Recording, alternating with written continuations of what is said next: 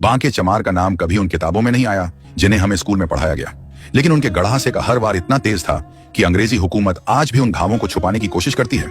बांके चमार ने अपनी तलवार से इतिहास लिखा, लेकिन उन इतिहासकारों की कलम इतनी कमजोर निकली कि उनके नाम को पन्नों से ही गायब कर दिया।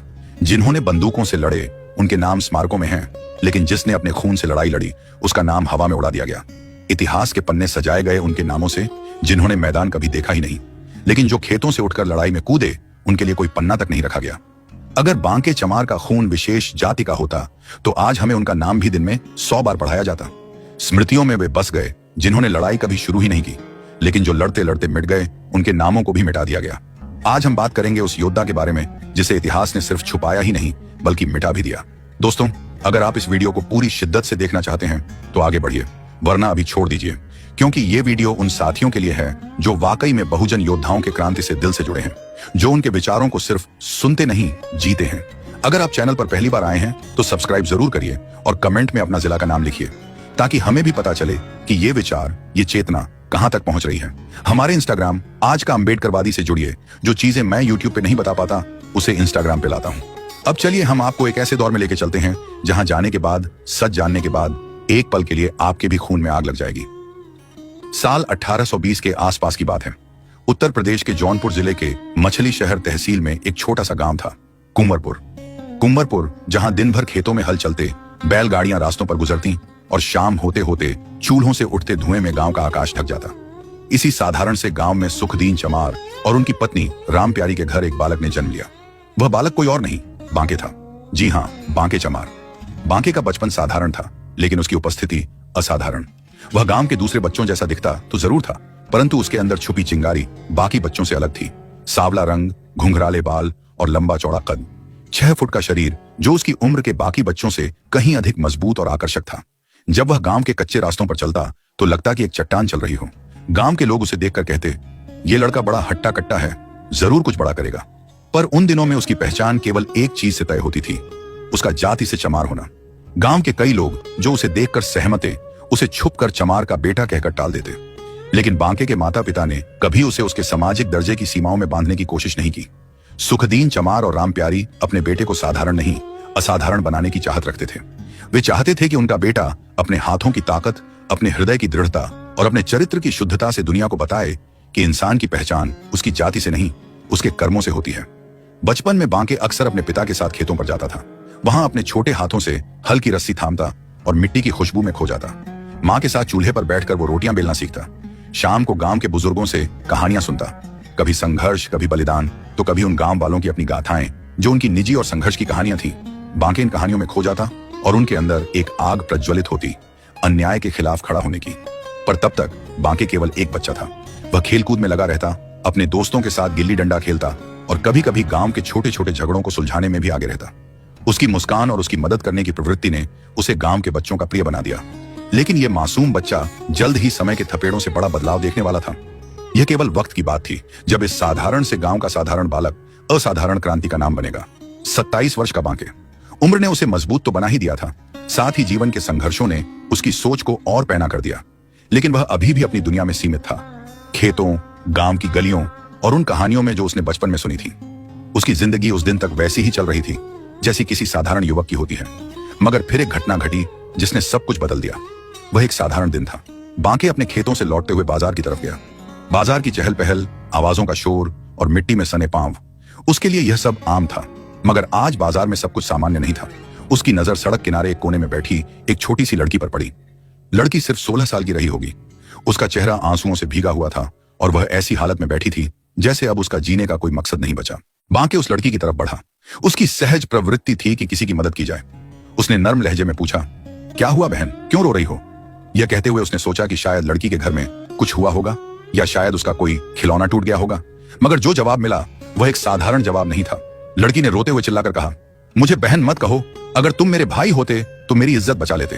अब चूड़ियां पहन लो, तुम जैसे भाई का कोई फायदा नहीं। इन शब्दों ने बांके के दिल को झकझोर दिया।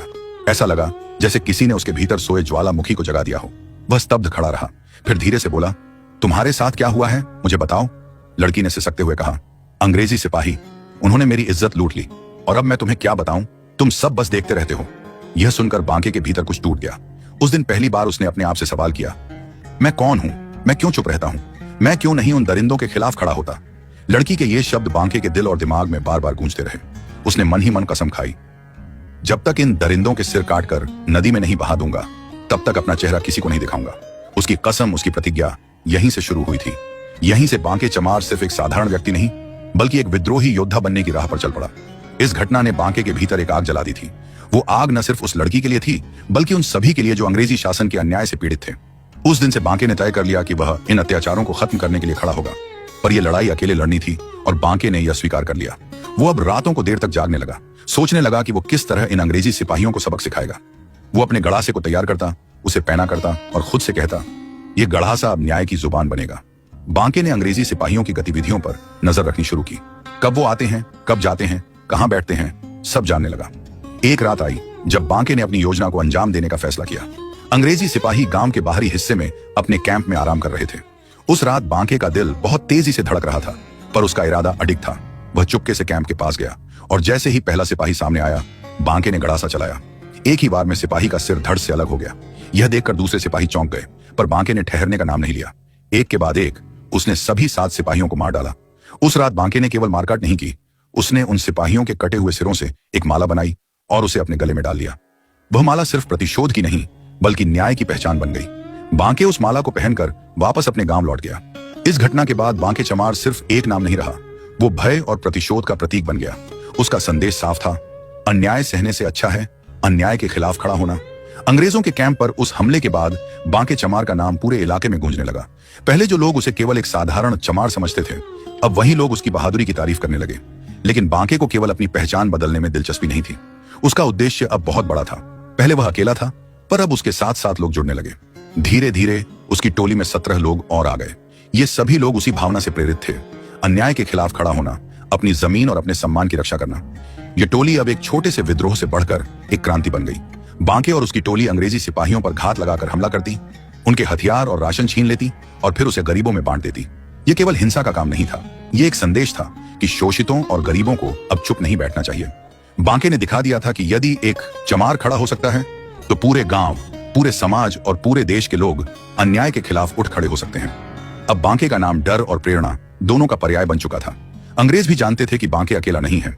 वह अब एक विचारधारा का प्रतीक बन चुका था, जो यह कहता था कि इंसान का मूल्य उसकी जाति से नहीं, उसके साहस और उसकी निष्ठा से होता है। बांके चमार की टोली, जिसे अब हर तरफ लोग सम्मान की नजरों से देखने लगे थे, अंग्रेजों के लिए एक चुनौती बन चुकी थी। गांव के गरीब किसानों और मजदूरों के बीच वह एक नायक की तरह पूजे जाने लगे। लेकिन अंग्रेजी हुकूमत इस क्रांति की आग को बुझाने के लिए बेताब थी।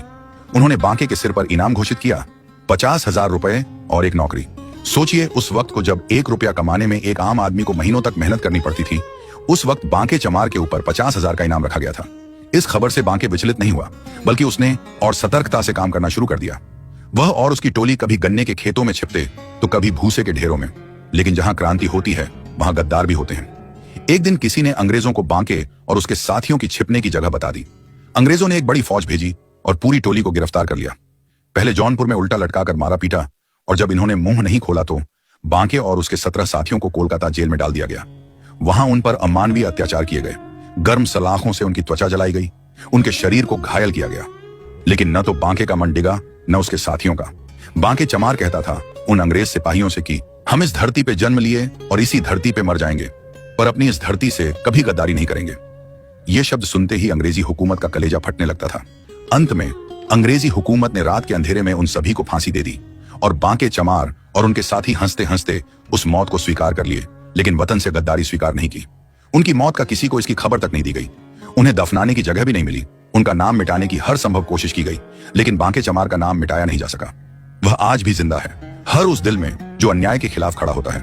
उसका बलिदान हमें सिखाता है कि लड़ाई सिर्फ हथियारों की नहीं होती, बल्कि आत्मसम्मान और न्याय की होती है। बांके ने अपने प्राण त्यागे, लेकिन वह प्रेरणा बनकर हर पीढ़ी के लिए अमर हो गया। आज जब हम बांके चमार का नाम लेते हैं, तो हम केवल एक व्यक्ति का नहीं, बल्कि एक आदर्श का नाम लेते हैं। वह आदर्श जो सिखाता है कि अगर इंसान के दिल में न्याय और साहस है, तो वह इतिहास में अमर हो जाता है। बांके चमार मरकर भी नहीं मरे, वह आज भी जिंदा है, हर उस इंसान के संघर्ष में जो अन्याय के खिलाफ अपनी आवाज बुलंद करता है। यह वह कहानी है जिसे इतिहास के पन्नों से मिटा दिया गया। बांके चमार वह नाम जिसे एक बार सुनकर ब्रिटिश हुकूमत के सिपाही कांपने लगते थे। लेकिन क्या आज आपने कभी स्कूल की किताबों में उनका नाम देखा है? क्या किसी इतिहासकार ने उनके बलिदान का जिक्र किया है? नहीं, क्योंकि उन्हें मिटा दिया गया, क्योंकि उनका गुनाह यह था कि वह चमार थे, एक दलित, एक शोषित, और हमारे समाज ने उन्हें इतिहास से गायब कर दिया। जिन्होंने कभी एक बिजली का तार तक नहीं काटा, उन्हें इतिहासकारों ने स्वतंत्रता सेनानी लिख दिया, और जिन्होंने अपनी जान कुर्बान की, उसको इतिहास से ही मिटा दिया। लेकिन बांके चमार की कहानी, उनका संघर्ष, उनका बलिदान आज भी हवा में गूंज रहा है। उनकी तलवार की चमक आज भी हर उस इंसान की आंखों में झलकती है जो न्याय के लिए लड़ने को तैयार है। उनकी चीखें, उनका प्रतिशोध, उनका संकल्प आज भी उन गद्दारों की आत्माओं को झकझोर रहा है जिन्होंने अपनी जमीन, अपनी जात, अपनी अस्मिता को बेचा था। दबाया गया सच सिर्फ यहीं दिखाया जाएगा। हम उन नामों को वापस लाने के लिए खड़े हैं जिन्हें इतिहास ने मिटाने की कोशिश की। और आप जो यह कहानी सुन रहे हैं, आप जो यह नाम पहली बार जान रहे हैं, क्या आप इस लड़ाई में हमारे साथ हैं? चैनल से जुड़े आज और अभी। यह चैनल सिर्फ कहानियां नहीं, सच दिखाएगा। वह सच जिसे दबाया गया, छुपाया गया, वह सच जिसने इतिहास की नींव हिला दी। हम यहाँ कोई मनगढ़ंत बातें नहीं कर रहे। यहाँ आपको मिलेगा सच, वो सच जिसे पढ़कर कलेजा हिल जाएगा, वह सच जिसे सुनकर आपकी रगों में खून तेजी से दौड़ने लगेगा। इस चैनल पर जुड़कर आप उस क्रांति का हिस्सा बन सकते हैं जो दबे हुए सच को वापस ला रही है। अब फैसला आपका है। क्या आप इस चैनल का हिस्सा बनेंगे? क्या आप उस सच को जानेंगे जिसे जानना आपका अधिकार है? बांके चमार की गाथा सिर्फ एक कहानी नहीं, ये उस इंसान की आवाज है जिसने मरकर भी अपने नाम को अमर कर दिया। हमने इस दबे हुए सच को बाहर निकालकर आप तक पहुंचा दिया है। अब आपकी जिम्मेदारी बनती है कि इसे आगे शेयर करते हैं कि नहीं। बहुजन नायकों की सच्ची कहानी हमारे चैनल पर पहले से पड़ी है, उन्हें भी जानकर देखिए, और आगे भी ऐसे ही बहुजन नायकों की सच्ची दास्तान आप तक लेके आता रहेगा। आज का अम्बेडकरवादी अभी के लिए विदा दीजिए। मिलते हैं अगली वीडियो में एक और कड़वे सच के साथ। तब तक आज का अम्बेडकरवादी की तरफ से आपको जय भीम।